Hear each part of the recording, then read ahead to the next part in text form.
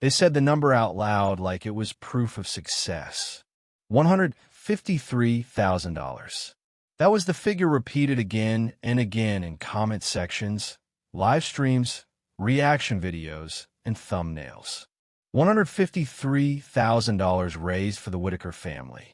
To the outside world, it sounded like a miracle, like a problem solved, like a happy ending already written.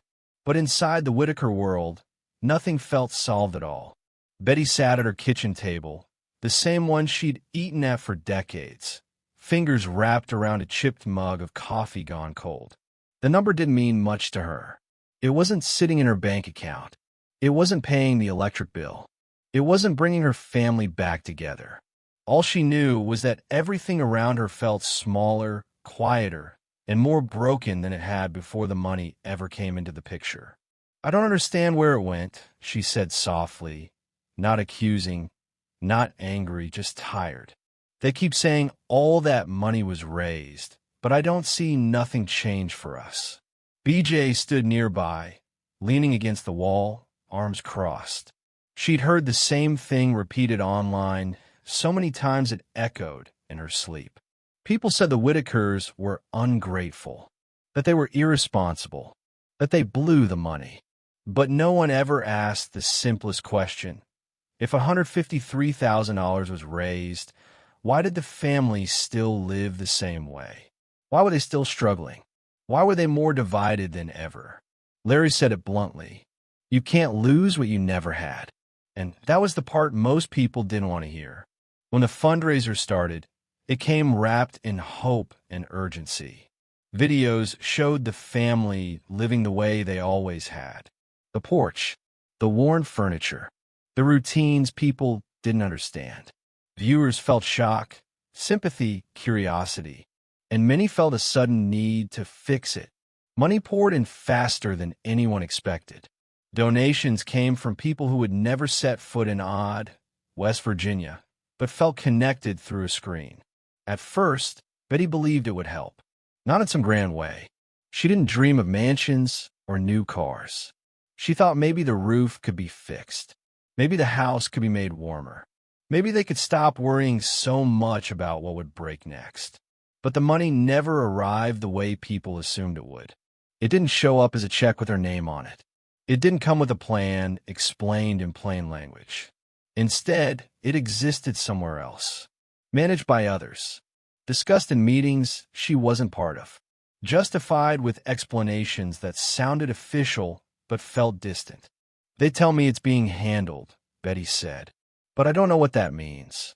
What it meant, slowly and painfully, was that the money became a wedge instead of a bridge.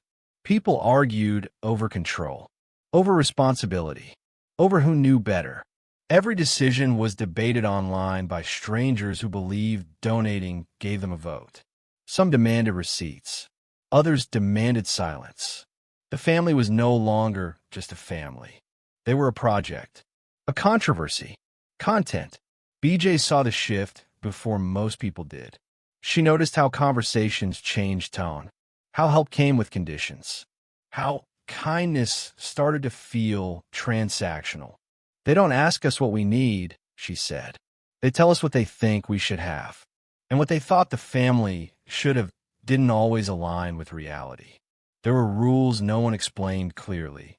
Welfare limits, asset thresholds, consequences no one wanted to talk about because they complicated the feel-good story. Money raised publicly doesn't automatically equal money that can be safely used, especially not for a family dependent on assistance to survive. Every dollar mattered in ways outsiders didn't understand. Accept too much and benefits disappear. Lose benefits and suddenly there's no health care, no food assistance, no safety net. The very thing meant to help could push them closer to collapse. "People think money fixes everything," Larry said, "but sometimes it just makes things worse." As the weeks passed, the online narrative grew louder while the family grew quieter. Accusations flew. Screenshots circulated. Live streams broke down who said what and when. Meanwhile, Betty worried about simpler things. Whether Ray was eating enough, whether Lorraine was safe, whether Timmy was okay, wherever he was that night. The house felt emptier, the porch quieter, the silence heavier. They say we lost everything, Betty said one evening. But it feels like we started losing it when everybody started paying attention. The $153,000 became a symbol instead of a solution. Proof, people said, that help had been given. Proof that the family should be set. Proof that any continued struggle must be their own fault. But proof doesn't keep families together. What no one wanted to admit was that the money didn't protect them. It didn't shield them from scrutiny. It didn't stop agencies from stepping in. It didn't prevent separation. If anything, it accelerated everything. Once the story went viral, everything changed. People showed up with cameras, with opinions, with plans. Some meant well. Others wanted content. But all of them brought pressure. And pressure cracks fragile systems. The family didn't just lose stability. They lost privacy. They lost trust in outsiders. They lost control over their own narrative. BJ said it plainly. Before the money, we were poor. After the money, we were powerless. Betty nodded when she heard that. She understood it in her bones. They talk about numbers, she said, but they don't talk about what it cost us. What cost them was peace. Arguments that never existed before became daily. People questioned motives. Loyalties fractured. Relationships strained under the weight of outside voices whispering different advice into different ears. Everybody thinks they know what's best, Larry said. But nobody has to live with the consequences except us. And then came the final blow, the one no amount of money could undo. The family was separated. Suddenly, the house that once held them all felt like a reminder of what was gone. The money couldn't stop it, couldn't reverse it, couldn't explain it away. People online asked, how could this happen after $153,000 was raised? The answer was simple, but uncomfortable. Because money doesn't replace understanding. Because charity without structure can become chaos. Because attention can be as dangerous as neglect. And because the Whittakers were never asking to be saved. They were asking to be respected. Betty said it best, staring at the same wall she'd stared at for years. We didn't need a miracle. We needed someone to listen. The money came. The cameras came. The noise came. And somehow, in the middle of all of it, the family lost everything that mattered most. If you followed this story, share your thoughts below. Do you think money helps or hurts when it comes without understanding? Leave a comment and let's talk about it. The moment the family was separated, the meaning of that $153,000 shifted forever. It stopped being a symbol of generosity and became a question that refused to go away. Where did it go? Who controlled it? And why did everything seem worse instead of better? For people watching from the outside, the separation felt sudden, shocking, unjust. But for the Whittakers, it felt like the slow result of months of pressure building behind the scenes. Pressure from agencies, pressure from strangers, pressure from expectations they never agreed to carry. Betty remembered the day things truly started to change. It wasn't when the donations surged. It wasn't when the videos went viral. It was when decisions started being made without her. They stopped asking me, she said quietly. They just told me what was going to happen. Plans were discussed in private calls she wasn't on. Documents were mentioned she never saw. Meetings happened where her life was the topic, but her voice wasn't present. The money created a power shift, and she felt it immediately. BJ felt it too. She'd always been outspoken, always protective. And as the money grew, so did the tension between what the family wanted and what outsiders thought was best. They talked like we were children, BJ said, like we didn't understand our own lives. The narrative online began to harden. Comment sections filled with certainty. People spoke with authority about things they'd never experienced. welfare rules, mental capacity, family dynamics. Everyone had a theory. Everyone had a judgment. Few had facts. Larry watched it all with growing frustration. He'd worked most of his life. He understood systems better than people gave him credit for. And he knew exactly how fragile the family situation had become. Once the money showed up, he said, everything we did started being watched. Every purchase was questioned. Every decision dissected. Every mistake magnified. The family wasn't allowed to simply exist anymore. They had to perform responsibility to satisfy donors who believed their contribution entitled them to oversight. And then came the agencies. It didn't happen overnight. It never does. It started with visits, check-ins, questions framed as concern. But concern can quickly turn into control when the environment is already unstable. They asked about money, Betty recalled. Not like they were curious, like they were worried about where it came from, who had access, whether it was being used properly, whether it changed the household dynamics, whether it affected eligibility for assistance. No one explained things clearly.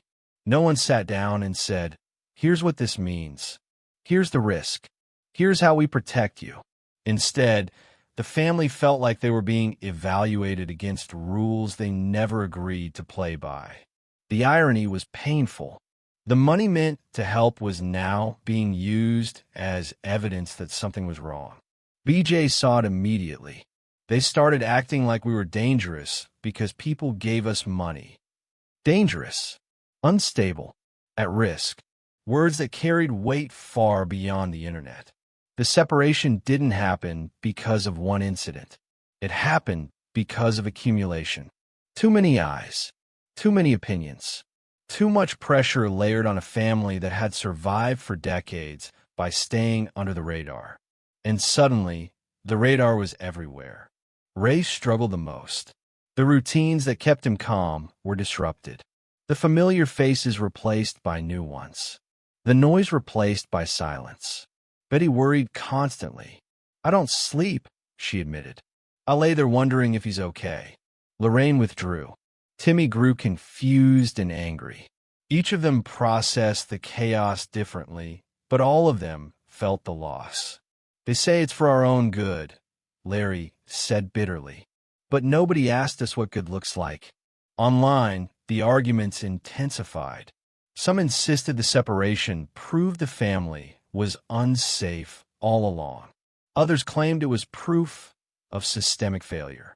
The money became the centerpiece of every argument. If $153,000 was raised, why wasn't the house fixed? Why didn't they move? Why didn't they get professionals involved? Questions asked loudly, without context, without patience.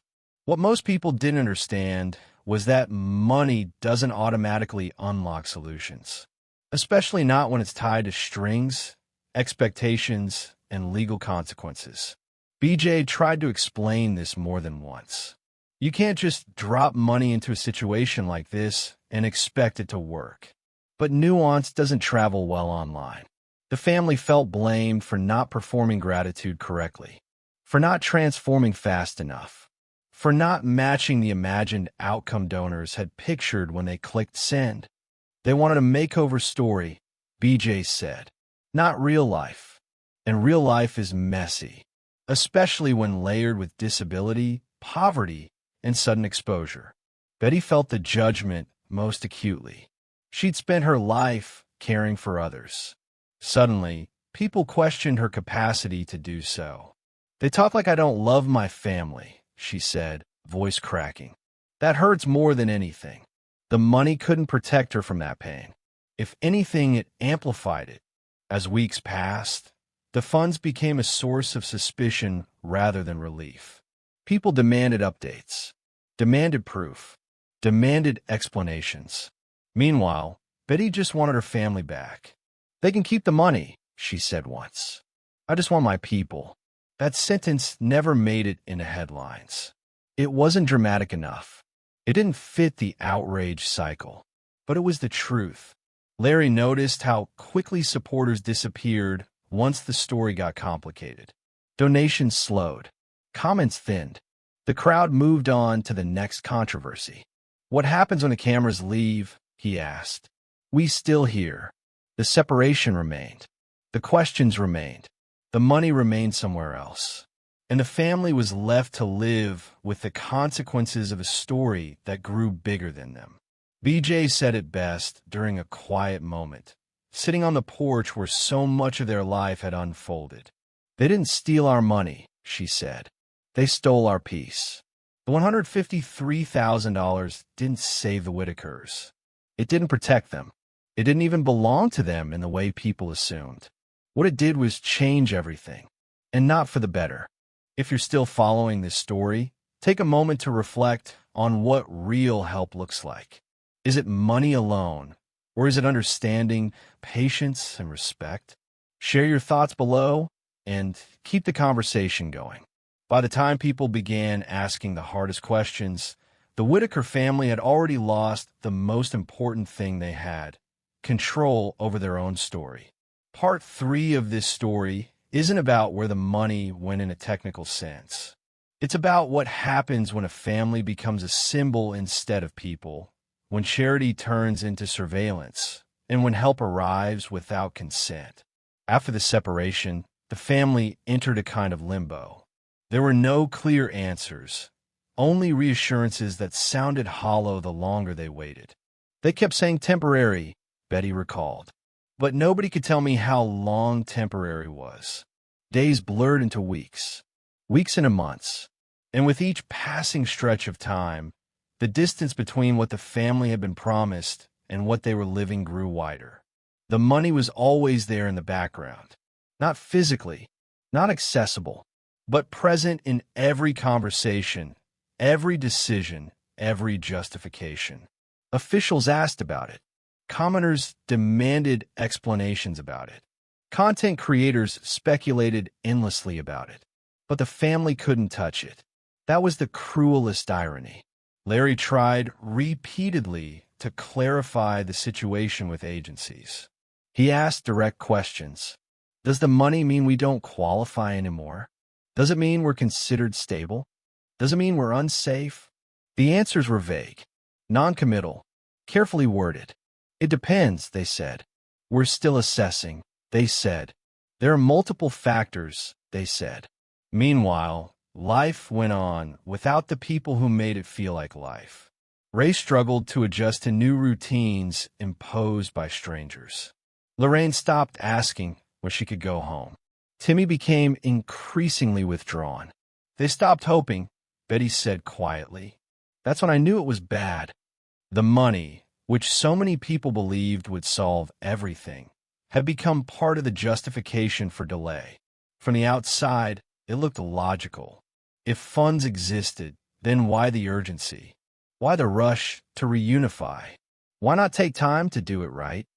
But that logic ignored one fundamental truth. The family was already doing life together. Imperfectly, yes, but together. Now they were being told they needed to prove they deserved that again. BJ felt the shift sharply. She noticed how conversations changed tone. "They stopped talking to us like family," she said. "They talked like we were a case study." Every interaction felt transactional. Every visit felt like an evaluation. Even kindness began to feel conditional. Supporters who once cheered loudly grew impatient. They wanted progress, updates, closure. Why aren't they reunited yet? What's taking so long?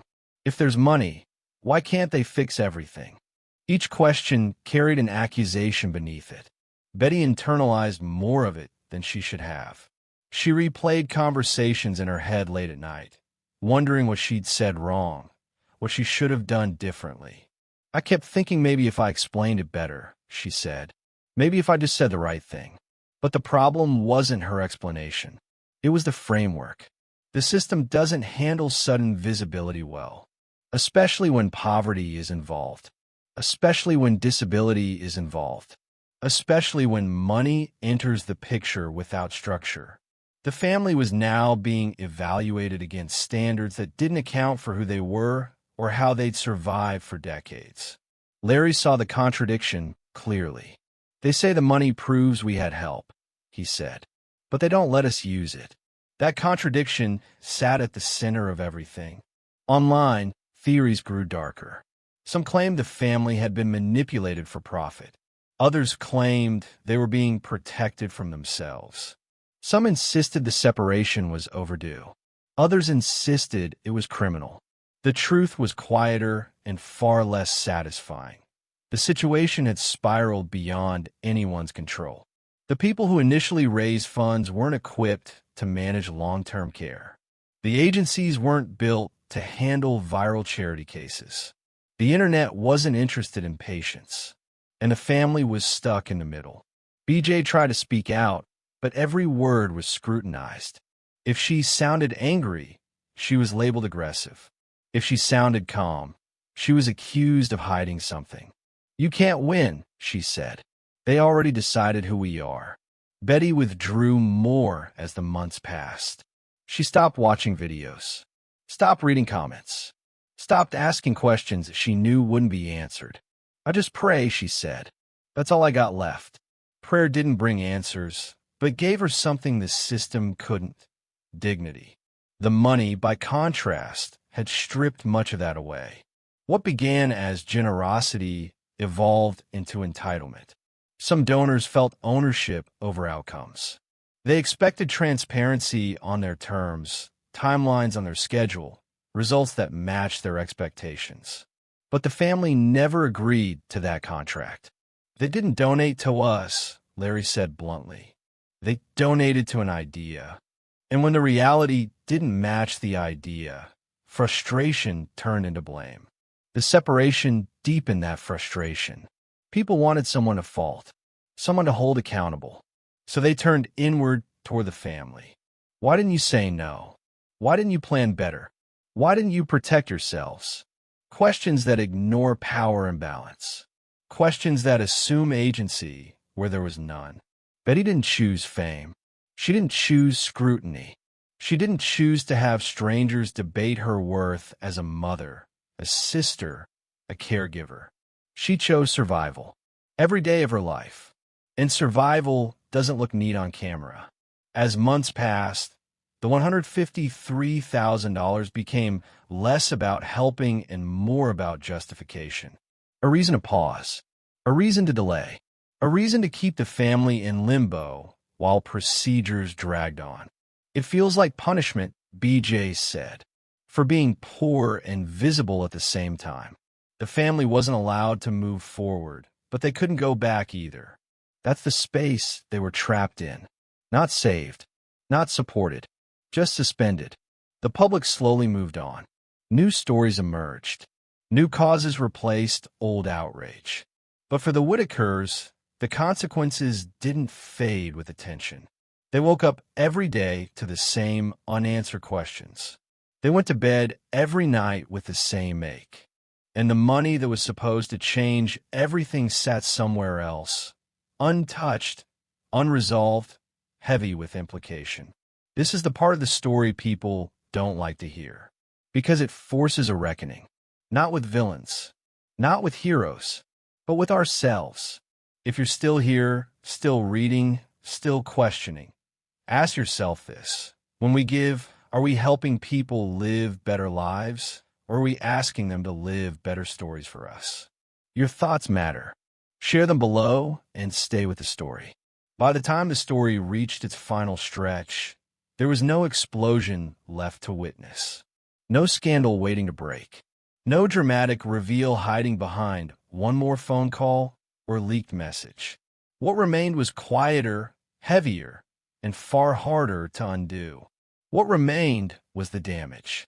The number everyone kept repeating, $153,000, no longer sounded like money. It sounded like an accusation. It hovered over every conversation, every argument, every theory, like a shadow that never quite took shape. People spoke it with anger, disbelief, and certainty, even though no one could point to a moment where that number changed the Whittaker family's daily reality. For Betty, that number meant nothing tangible. "I never held it," she said once. "I never spent it. I never saw it." To her, it existed only as something people argued about online, while her real life continued to shrink. What the family lost wasn't sudden.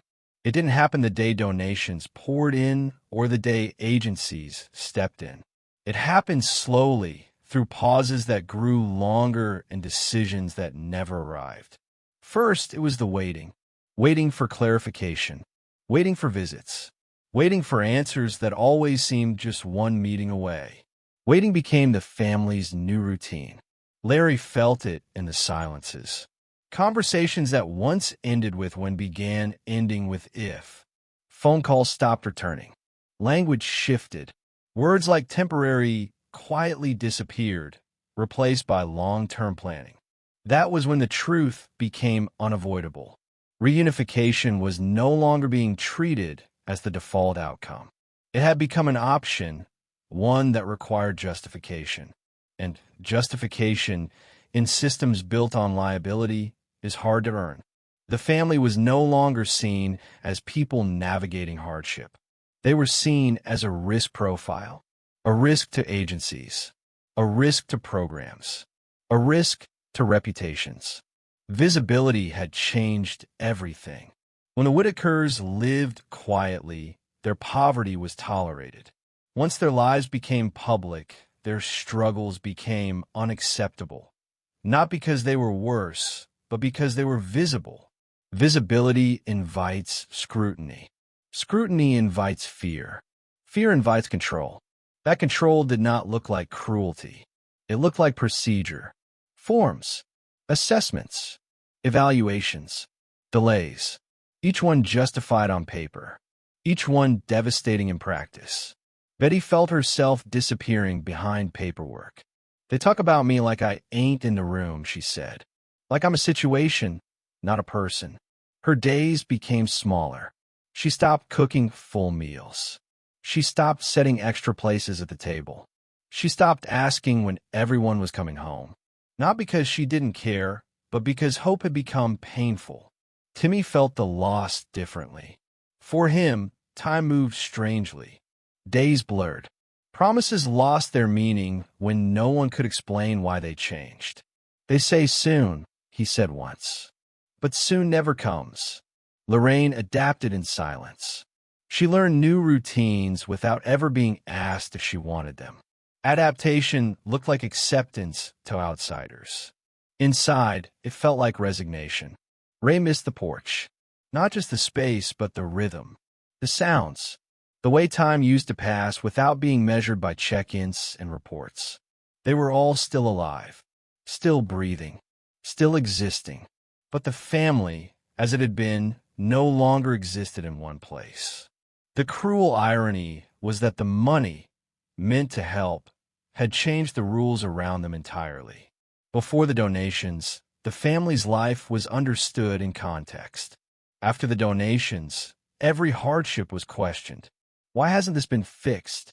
Why hasn't that improved? Where did the money go? The assumption was simple and devastating. If money existed, suffering should disappear. But poverty doesn't work that way. Money does not erase trauma. Money does not replace systems. Money does not undo decades of survival patterns overnight. And money that never reaches the people it's raised for does nothing at all. The family became trapped between narratives. One narrative said they had been saved. Another said they had been exploited. A third said they were incapable of managing help. None of those narratives belonged to them. Betty noticed how people stopped asking what she wanted. "They tell me what's best," she said, "but they don't ask me."